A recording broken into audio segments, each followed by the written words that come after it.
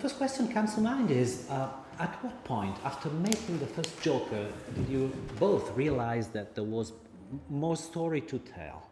Because at first it seemed to be a movie that was hardly being be sequelizable, and then it makes sense, to have a sequel. Yeah. So, at what point did you decide? Was that Well, out already? it was something we joked about, honestly, when we were making the first film. But I would say that, in my experience, Joker was my 11th movie, maybe 10th or 11th. The Joker one, and my experience with every movie has always been, oh man, I'm kind of counting down the days for the movie to be over.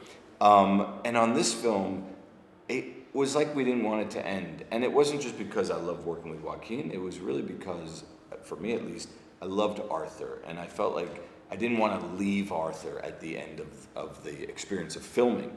So it just, to me, a sequel in some ways felt like another way to spend more time with Arthur and to explore him further. We just find him so interesting, the character. I don't know if I'm speaking for you. No, it's great. No, but I did actually want to hang out with you more.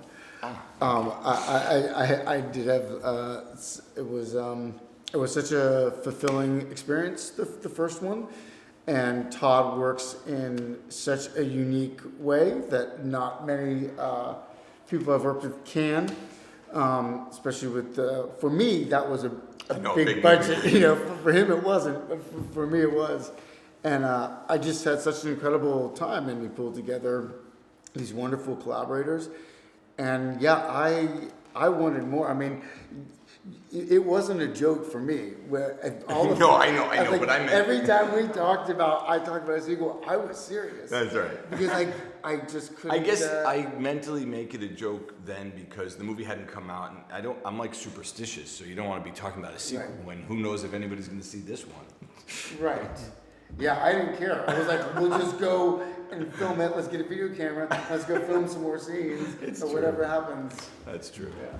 Well, sometimes when people do sequels, they try to pick what they think worked in the first one and repeat it. Whereas this movie goes in a completely different version. It's almost as if it's an anti-Joker.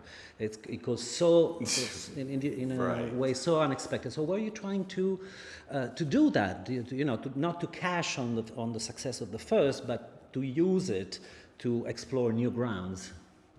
Yeah, I mean, that's exactly what we're trying to do.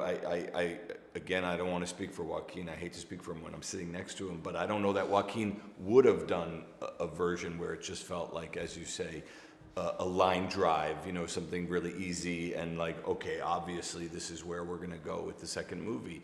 He is only going to do something that challenges him. He's only going to do something that feels intimidating and unmakeable in some regards.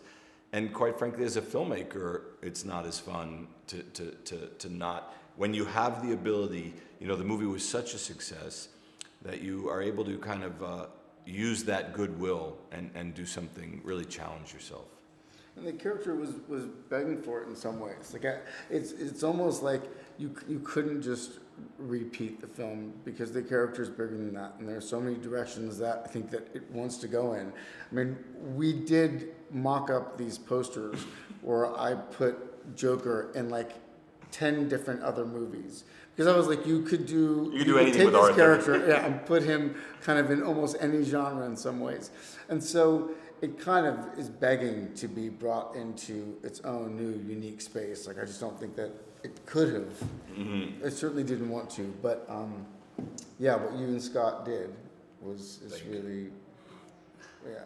And one thing I want to say, you said, I don't like speaking for Joaquin when he's sitting right next to me. So I do it all the time when I'm not. Yeah, okay. oh yeah. Okay, good. I thought so. I'll literally be out to dinner with a friend and I'll go, you know what Joaquin would order?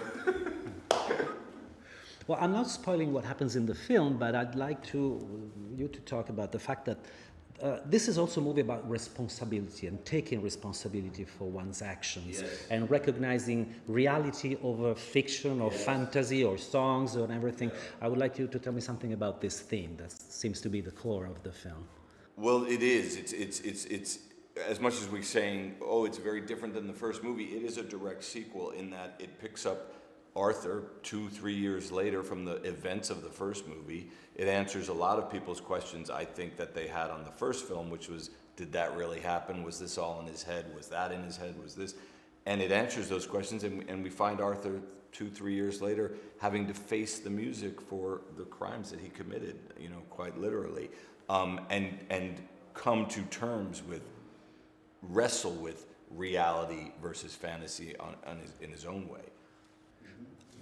And also the fact that in the movie you mentioned a movie having been made about the events of the first movie, a TV movie. Someone says it's awful, someone says it's wonderful. Yeah. So was that also a comment about the success of the original movie and trying to...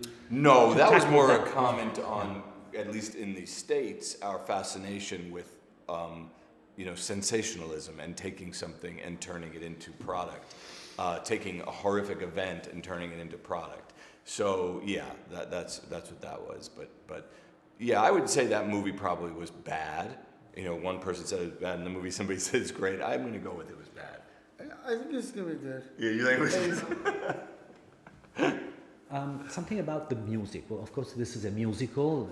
This was completely unexpected, but then you decided to cast Lady Gaga and create this character, which was also, again, she's a very unexpected Harley Quinn. Can you tell me something about the musical numbers, the dance number, the singing numbers? How did you work on creating that feeling of old Hollywood in a very different, again, situation such as Joker's? Well, it was really about taking the standards and taking things that we've all seen before and kind of putting them through Arthur's eyes. And so they all feel, the music to us feels a little bit off, a little left-footed. Some of the numbers, if you can call them that, the dancing feels a little off, a little left-footed. So I think all of it, you know, both movies, everything in both movies, to me, is run through the lens of Arthur. So, you know, what does a musical look like run through the lens of Arthur? And that's kind of... What posed the biggest challenge to you in slipping back into the character? Was that easy? Was that harder because the character was going to different places? I don't know. I mean, I think any time I start a film, it seems overwhelming and insurmountable, and I don't know how I'll be able to get through the first day, seriously. And then at some point, it's about just stopping the noise in your head and relying on the people that you're working with. I mean, Todd has always brought together such incredible collaborators, and for me, I have to just start doing something that's tangible. And so working with Michael Arnold on choreography and learning to tap dance, working on the costumes and talking to Nikki and Kay about hair and makeup. As soon as you start touching something, it becomes real, right? Because prior to that, you're just sitting alone in a room reading a script and you're trying to imagine what it is. It's so difficult, but here we have these massive sets when you go on the stage. And it was like a multi-leveled set that just was, you were immersed in it, right? And so that's just part of it. You get into the costume and you get on set, and it's Todd's done this wonderful casting of the other characters and working with these amazing collaborators. So I think that's a real big help and a part of the process for sure. Okay. Can I have another question? I had more to say, but no, please go. No, I mean, it was just, I had a really great answer, and then you cut me off. No, but I don't know why you would do that. I don't have it. I'd like to ask you a question about the opening cartoon. Yes. I don't think we're spoiling anything, but it opens with a classic Warner Brothers cartoons, which is not that classic eventually because it's very darker. It's not funny in the way they were funny, so it sets the tone. When did this idea come to you to open with such a bang? That came because Scott and I, we had this sort of edict when we were writing the movie, which was, boy, we really want the movie to feel like it was made by crazy people. We really want the movie to feel like the inmates are running the asylum, so to speak. So it just felt right to start with a Looney Tunes kind of cartoon and to do our own take on it. You know, I don't know if you know, we got Sylvain Chomet to do the animation. You know, he's amazing, and he was happy to do it. And working with him for me was a huge thrill. So yeah, I think it's a fun way, and it also kind of catches you up on what the first film was about a little bit, you know, Arthur and his shadow and the whole idea of the struggle of identity. So it felt like a very simple but fun way to start the film. Thank you both very much. Thank you. Thank you. Thank you so much for that. That was a little long also. That answer.